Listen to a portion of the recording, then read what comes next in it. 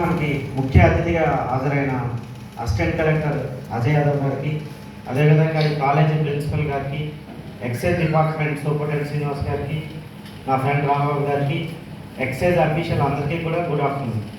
అయితే నా ముందు నలుగురు స్పీకర్స్ మాట్లాడారు.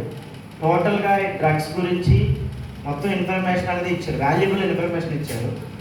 అందులోని రాము గారు చెప్పిన దాంట్లో ఒక చిన్న పాయింట్ తీసుకుంటాను. ఆయన చెప్తే ఏం చెప్పారంటే, ఈ డ్రగ్స్ అనే ఆలోచనే మన మైండ్లోకి రానివ్వద్దని చెప్పారు. ఎందుకంటే నేను ఒక చిన్న ఎగ్జాంపుల్ చెప్తాను. మేము మెడిటేషన్ క్లాస్కి వెళ్ళినప్పుడు అక్కడ మెడిటేషన్ చెప్పాయన రేపు మార్నింగ్ కోతిని గుర్తు తెచ్చుకోవద్దని చెప్పారు. నెక్స్ట్ రోజు మార్నింగ్ వెళ్ళి కళ్ళు మూసుకొని మెడిటేషన్ స్టార్ట్ చేశాను. అంటే మంకీ గుర్తుకొచ్చింది, కోతి.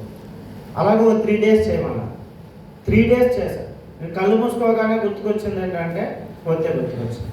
ఈ స్టోరీ నుంచి మీరు ఏం నేర్చుకున్నారంటే, మనం కంట్రోల్ చేయలేం, మైండ్ని డైవర్ట్ చేసుకోగలమని చెప్పారు. అంటే ఒక పాజిటివ్ ఇష్యూస్ మీద మంచి బుక్స్ చదవడం, మంచి ఫ్రెండ్స్తో ఉండడం, అలా డైవర్ట్ చేసుకోవాలి.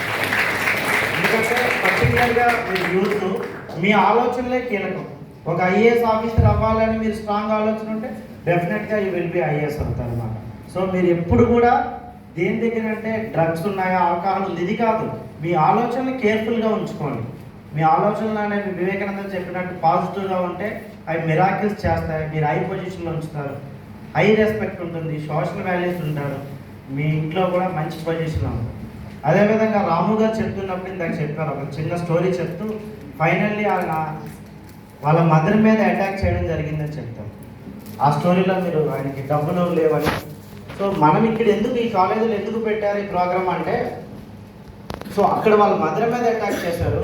చాలా ఇష్యూలో రేప్స్ కానీ ఇలాంటివి జరిగినప్పుడు చాలా మటుకు వాళ్ళు డ్రగ్స్ కన్జ్యూమ్ చేస్తున్నారు. అంటే సొసైటీలో మనకి ఈ విషయం ఎందుకు ఇక్కడ డిస్కస్ చేస్తున్నామంటే, ఈ డ్రగ్స్ తీసుకున్న వల్ల వాళ్ళ ఫ్యామిలీ ఒకటే కాదు సఫర్ అయ్యేది, సొసైటీ మొత్తం సఫర్ అవుతుంది. కాబట్టి మనమంతా ఒక యూనిటీగా అవేర్నెస్ అనేది కావాలి.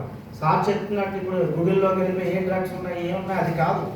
జస్ట్ అది తీసుకోకుండా వాళ్ళు తీసుకోవడం వల్ల ఎవరికి ఎక్కువ హానికరం, ఫ్యామిలీ ఒకటే కాదన్నమాట, సొసైటీ మొత్తం కూడా. మీరు చూడండి, ఏ క్రైమ్ తీసుకోండి 90% క్రైమ్లోని ఈ ఆల్కహాల్ కానీ డ్రగ్స్ కానీ ఇన్వాల్వ్ అయి ఉంటుంది. వాళ్ళు ఆ అన్కాన్షియస్నెస్లో ఉంటేనే వాళ్ళు ఈ విధంగా చేస్తారన్నమాట. అందువల్ల మీరు లాస్ట్ నా ఫైనల్ వర్డ్స్ ఏంటంటే, మీ ఆలోచనలు జాగ్రత్త, మీ స్నేహితులతో జాగ్రత్తగా ఉండండి. మంచి స్నేహితుల్ని సెలెక్ట్ చేసుకోండి. ఒక ఐఏఎస్ అవుతానో లేకపోతే ఒక సాఫ్ట్వేర్ ఇంజనీర్ అవుతానో, ఒక గోల్ ఉన్న స్నేహితులు సెలెక్ట్ చేసుకుంటే డెఫినెట్గా మనం అదే పొజిషన్కి వస్తాం. అలా కాకుండా ఈవినింగ్ పార్టీ చేసుకుందాం, ఆల్కహాల్ తీసుకుందాం, బీర్లు తాగుదాం అనే స్నేహితులతో ఉంటే డెఫినెట్గా మీరు గుడ్ పొజిషన్ అనేది ఉండదు.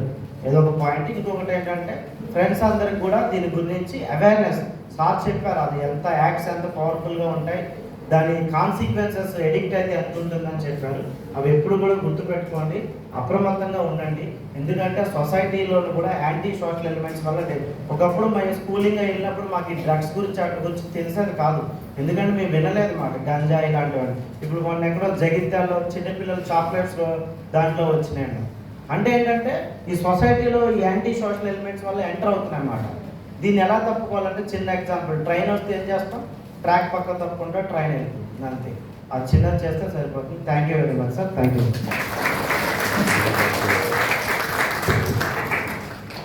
You sir.